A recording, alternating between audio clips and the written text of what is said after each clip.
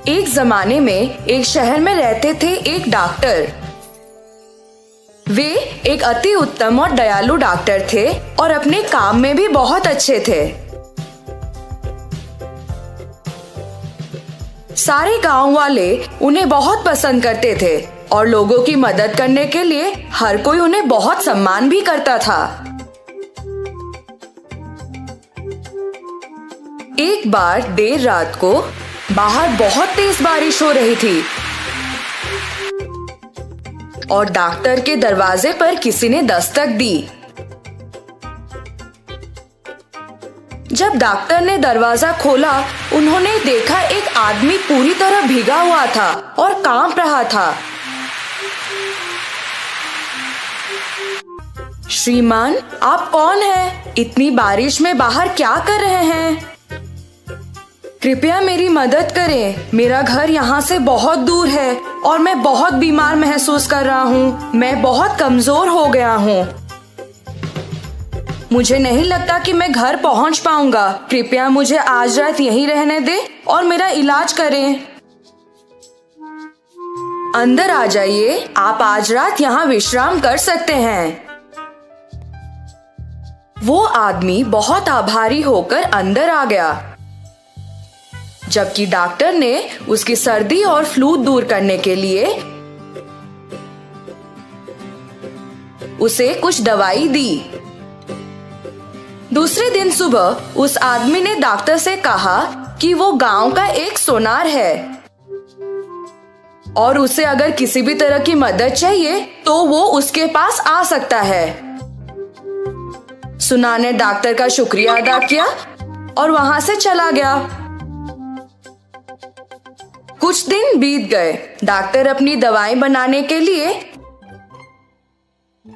कुछ आयुर्वेदिक जड़ों और फूलों की खोज में जंगल गए थे। रास्ते में उन्हें बहुत प्यास लगी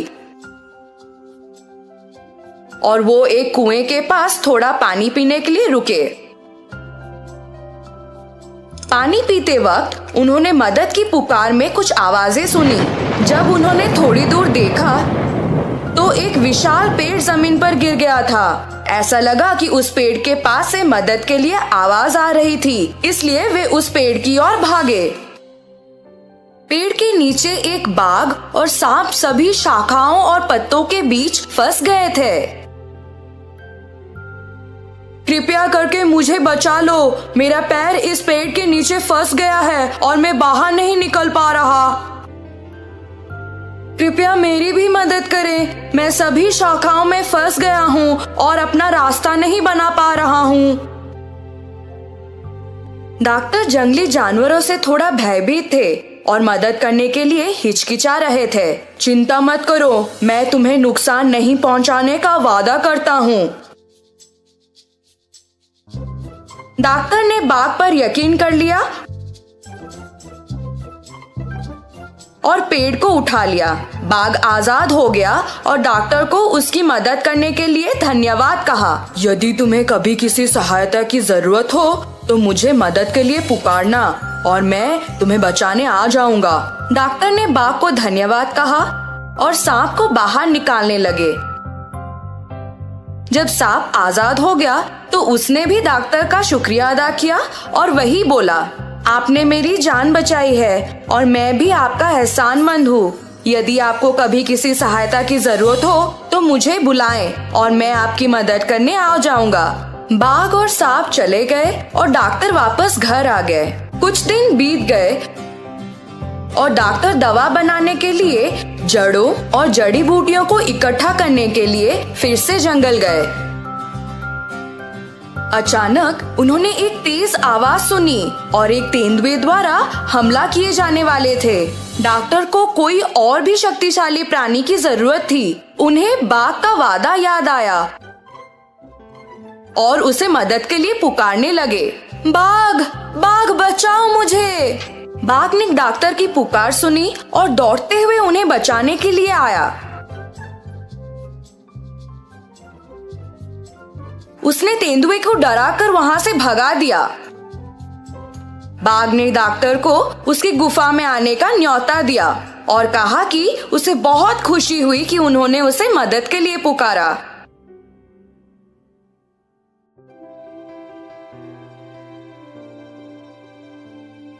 उसने डॉक्टर को कुछ सोना भी दिया जो उसे जंगल में मिला था और उसके साथ व्यापार करने के लिए कहा। जैसे ही डॉक्टर बाग के गुफा से निकले, उन्हें सोनार के वादे के बारे में याद आया और वो गांव चले गए।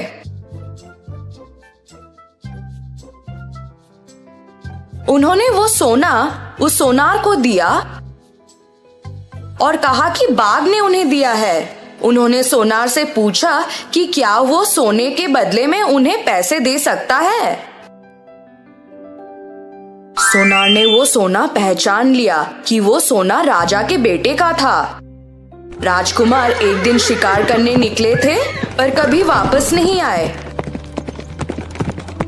सोनार को तब राजा की घोषणा याद आई, जो भी राजकुमार या सोना को खोज पाएगा या वापस ले आएगा, उसे खजाने से पुरस्कृत किया जाएगा। सोनार ने डॉक्टर को इंतजार करने को कहा, ये बोलकर कि वो सोने का गुण परखना चाहता है। उसी दौरान वो दुष्ट सोनार अपने घर के पीछे वाले रास्ते से निकल गया और राजा के पास गया उन्हें वो सोना दिखाने के लिए। उसने राजा को बोला कि एक आदमी के पास ये सोना था और शायद उसी ने राजकुमार को मारा होगा। राजा को बहुत गुस्सा आ गया और उन्होंने तुरंत डॉक्टर को सजा दी। जैसे ही डॉक्टर को जेल में डाला गया, वे चिल्लाने लगे, मुझसे कोई भूल नहीं हुई है। वो सोना मुझे मेरे दोस्त बाघ ने दिया था। सोना झूठ बोल रहा है। कृपया मुझे यहाँ से जाने दो। जब डॉक्टर जेल में कैद थे, तब एक चूहा उनके पास आया और उनसे बोलने लगा, मैं तुम्हारी मदद करना चाहता हूँ, पर मैं ज्यादा कुछ नहीं कर सकता। किसी ऐसे को पुकारो जो वाकई में तुम्हारी मदद कर सके। शायद वे आ जाएं। डॉक्टर को तब सांप के बारे में याद आया और वे उसको पुकारने लगे, ओ सांप, कृपया आकर मेरी मदद करो। जब सांप आया, उन दोनों ने पूरी घटना के बारे में बात की। तब सांप को एक विचार आया कि वो रानी को डस लेगा।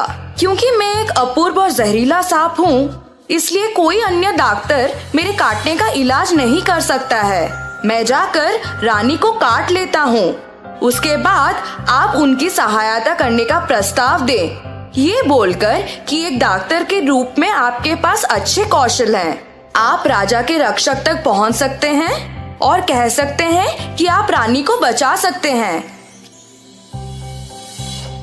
योजना को अच्छी तरह से निष्पादित किया गया।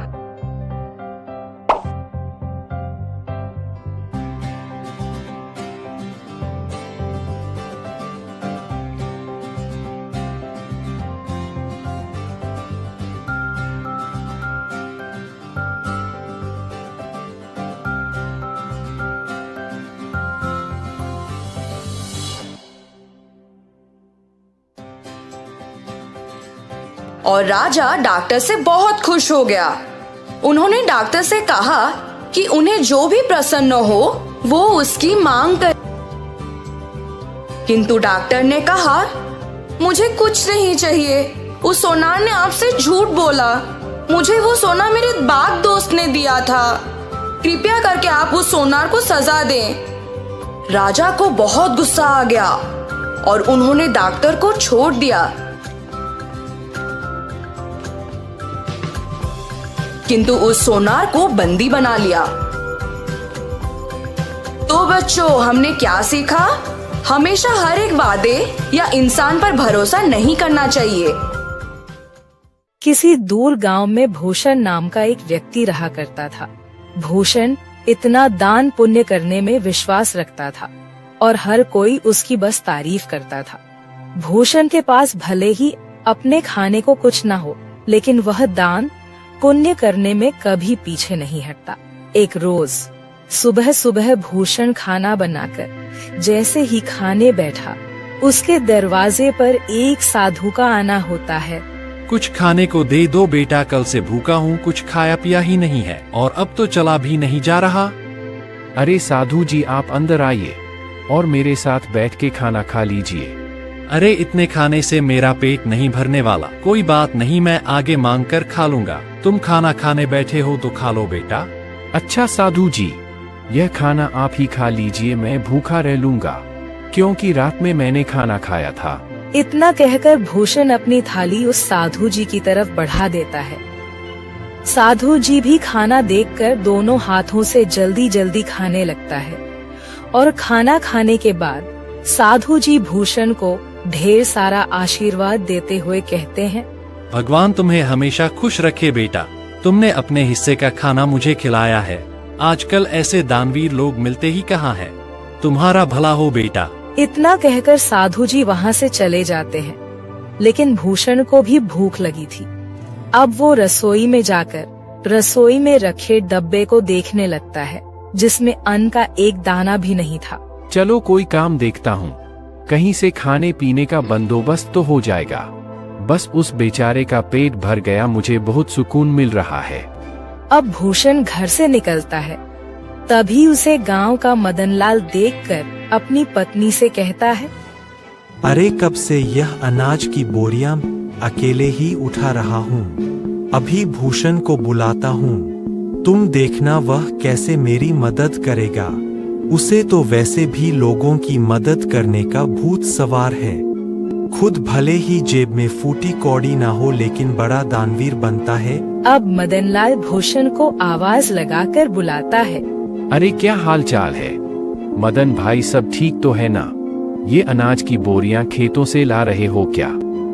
अरे हाँ, खेतों से अभी 10 बोरियां और लानी है, लेकिन मैं बहुत ज्यादा थक गया हूँ। तुम थोड़ा हाथ बटा देते तो मेरा काम जल्दी हो जाता।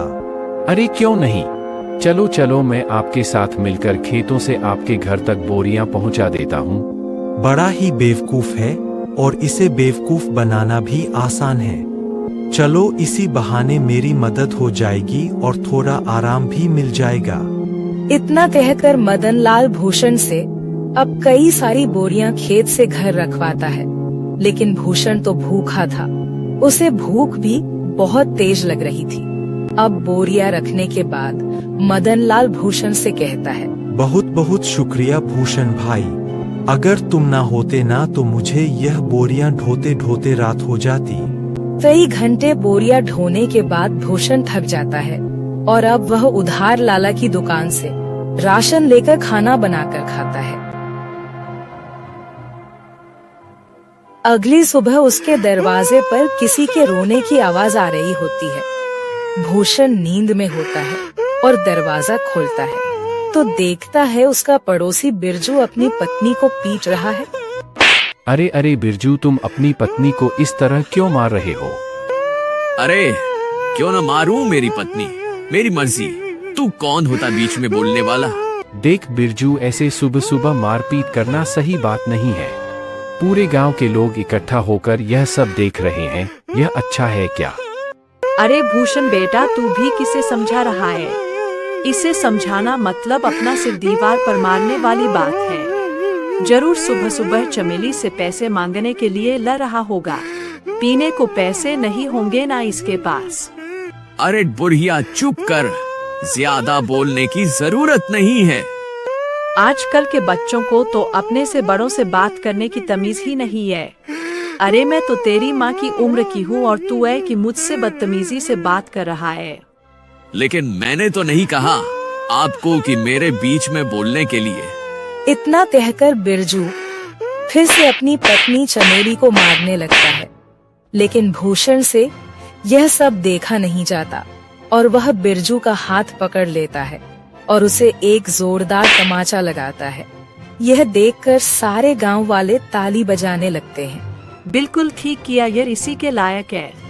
अरे अपनी पत्नी पर हाथ उठाता है और खुद को मर्द समझता है। गांव के ढेर सारे लोग ये तमाशा देख रहे होते हैं। उनमें से एक औरत भूषण से कहती है, आप सच में बहुत नेक दिल के हैं। हर किसी की मदद करते हैं, हर किसी का भला चाहते हैं। हम गांव वाले बस आपसे इतना चाहते हैं कि अगला हमारा सरपंच आप ही हो। अरे क्या बात कही है तूने। यह बात तो काफी समय से मैं दिल में दबाए बैठी थी। अरे हाँ हाँ बिल्कुल, भूषण भाई गांव का सरपंच बनेंगे तो गांव में विकास होगा, तरक्की होगी। उस सज्जन सिंह के पास तो गांव के लोग जाने से भी डरते हैं, और रही उसे कुछ कहने की बात तो कोई भी उसके सामने मुंह नहीं खोल पाता। भूषण हर किसी की हर तरह से मदद करता था, जिस वजह से गांव के लोग भूषण को अपना अगला सरपंच बनाने का फैसला करते हैं। अब सरपंच तक यह बात पहुंचती है। सरपंच तिलमिला उठता है। क्या भूषण की इतनी हिम्मत खाने को लाले पड़े हैं, लेकिन सरपंच बनने का सपना देख रहा है। इसे तो मैं छोड़ूंगा नहीं।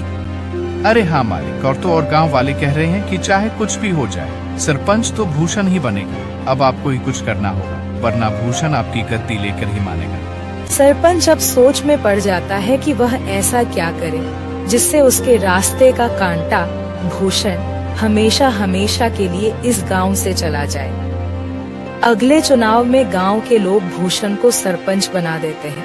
अब ऐसे ही कई दिन बीत जाते हैं, और जब राशन देने की बारी आती है तो सरपंच बड़े ही चालाकी के साथ राशन में मिलावट करवा देता है, जो भूषण को बिल्कुल पता नहीं चलता। अरे बेटा, तुझे सरपंच बनता हुआ देख बहुत खुशी हो रही है। अब कम से कम राशन तो समय पर और अच्छा मिलेगा। अरे हाँ हाँ, सब कुछ अच्छा ही होगा। आप लोगों ने इतना विश्वास करके मुझे इस गांव का कार्यभार संभालने का जिम्मा दिया है, और इसे मैं अच्छे से निभा सकूं, बस यही दुआ करिएगा। हाँ, अब गांव में विकास और तरक्की आने से कोई नहीं रोक सकता। गांव में राशन बांटने के बाद सभी खुश थे कि उन्हें पहली बार पूरा राशन मिला है, वरना सरपंच सज्जन सिंह तो आधे से ज्यादा राशन काट लिया करता है। लोगों को राशन मिल चुका था, लेकिन अगले दिन पूरे गांव में शोर मच जाता है कि उनके नए सरपंच भूषण ने मिलावटी राशन दिया है। अब गांव वाले एक जगह इकट्ठा होकर भूषण से सवाल करते हैं। हमने तुम पर विश्वास करके तुम्हें गांव का सरपंच बनाया, और तुमने हमारे साथ ही विश्वासघात किया भूषण। बेटा, मुझे तुझसे यह उम्मीद नहीं थी। अरे राशन में मिलावट करके क्या मिला तुम तो गांव के लोगों का हमेशा से भला चाहते थे, तो भला फिर राशन में मिलावट क्यों किया? इतना मिलावट तो सरपंच जी भी नहीं करते थे। हमने तुम्हें सरपंच बनाकर गलत फैसला दे लिया। बिल्कुल ठीक कह रही है कलावती काकी। अभी के अभी तुम इस गांव से निकल जाओ, तुम इस गांव में रहने के लायक ही नहीं हो। ये सारी बातें चल ही रही होती हैं कि तभी वहाँ सरपंच आ जाता है। अरे हाँ हाँ, इसे अभी के अभी गांव से निकाल दिया जाए। इस पर विश्वास करके तो हमने बहुत बड़ी गलती कर दी है। अब भूषण को गांव वाले गांव से निकाल देते हैं। सरपंच और उसका नौकर बहुत खुश थे, क्योंकि यह सब किया धरा तो उनका ही था। अब गांव से निकलने के बाद भूषण काफी दूर आ जाता है। वो थक कर एक पेड़ के नीचे बैठकर गांव वालों के बारे में सोचने लगता है। जिन गांव वालों का मैंने इतना साथ दिया, खुद से पहले उनके बारे में सोचा, आज उसी गांव ने मुझे निकाल दिया। अरे राशन में मिलावट भला मैं क्यों करूंगा, और अगर मैंने गांव वालों के राशन में मिलावट नहीं की है तो फिर यह सब जरूर सरपंच का काम है। कोई बात नहीं, मेरे इतना कहने पर भी गांव वालों ने मेरा साथ नहीं दिया, मैं इसे कभी नहीं भूलूंगा। इधर सरपंच फिर से अपनी चाल चलता है और गांव वालों का विश्वास जीत लेता है। गांव वाले एक बार फिर सरपंच सज्जन सिंह को अपना सरपंच मानने के लिए मजबूर होते हैं, क्योंकि उन्हें भूषण भी धोखेबाज लगता है। ऐसे ही धीरे धीरे महीना बीत जाता है और भूषण का कहीं अता पता ही नहीं था। एक रोज सरपंच का नौकर जंगल के रास्ते घर आ रहा होता है। तभी वह दो आदमी को बातें करते हुए सुनता है, जो भूषण के बारे में बात कर रहे थे। अब वो नौकर घबराता हुआ घर पहुंचता है और सरपंच से कहता है, मालिक, मैंने दो लोगों को आपस में बातचीत करते हुए सुना है। वो दोनों भूषण के बारे में बात कर रहे थे। वो जंगल में जो झोपड़ी है ना, उसी में भूषण आत्महत्या कर लिया है, और यह करीब एक सप्ताह पहले की बात है। क्या इसका मतलब मेरे रास्ते का कांटा अब हमेशा हमेशा हमेशा के लिए मेरे रास्ते से हट गया है। चलो अच्छा है। और तो और मालिक, ये बात तो गांव वाले भी जानते हैं। न जाने उन तक ये बात किसने पहुंचाई। हो सकता है उन्हीं लोगों ने पहुंचाई हो जो बात कर रहे थे। अरे गांव वाले बहुत ही मतलबी हैं। भूषण ने गांव वालों का कितना साथ दिया और गांव वाले भी यही कहेंगे कि भूषण ने शर्म के मारे आत्महत्या कर ली। गांव वालों के साथ साथ सरपंच को भी अब पूरा यकीन हो गया था कि भूषण ने आत्महत्या कर ली है। लेकिन कुछ दिनों बाद भूषण सरपंच के दरवाजे पर पहुंचता है। शाम का समय था, चारों तरफ अंधेरा छा रहा था। सरपंच अपने नौकर को आवाज लगाकर कहता है, अरे सामने देख, जरा कोई खड़ा है क्या? मुझे तो ऐसा लग रहा है कि सामने भूषण है, मतलब भूषण का भूत। मालिक, ये भूषण का भूत ही लगता है। ये आपसे बदला लेने आया है। मैं तो चला यहाँ से, मुझे भरी जवानी में नहीं मरना। मेरे 4 बच्चे हैं और 2 बीवियां हैं। सरपंच का नौकर इतना कहकर वहाँ से दुम दबाकर भाग निकलता है। भूषण जैसे जैसे आगे बढ़ रहा था, सरपंच पसीने से तरबतर हो रहा था। वही रुक जा भूषण का भूत, तुझे क्या चाहिए? मैं तुझे सब कुछ देने के लिए तैयार हूँ, अपना घर, जमीन, पैसा, लेकिन मुझे मारना मत। मैं तुम्हें नहीं छोड़ूंगा। तुमने मुझे बदनाम किया है। अब तुम ही यह सच गांव वालों के साथ सामने बोलोगे, वरना मैं तुम्हें मार डालूंगा। अरे हाँ, मैं गांव वालों के सामने सच को बोलने के लिए तैयार हूँ, लेकिन मुझे मारना मत। अब सरपंच रात के समय ही गांव वालों को इकट्ठा करके सबके सामने सच को बोलता है कि उस दिन राशन में मिलावट उसने और उसके नौकर ने की थी। आप लोग भले ही मुझे भूत समझ रहे हो, लेकिन मैंने अपने आत्महत्या की खबर झूठी फैलाई थी ताकि मैं चोर को पकड़ सकूं, और चोर आप सभी के सामने है। मैंने हमेशा लोगों का भला किया, तभी तो आप लोगों ने मुझे इतने सम्मान और प्यार के साथ दानवीर कहा। भाई, मुझसे गलती हो गई, मुझे माफ कर दो। मैं तुम्हारे आगे हाथ जोड़ता हूँ।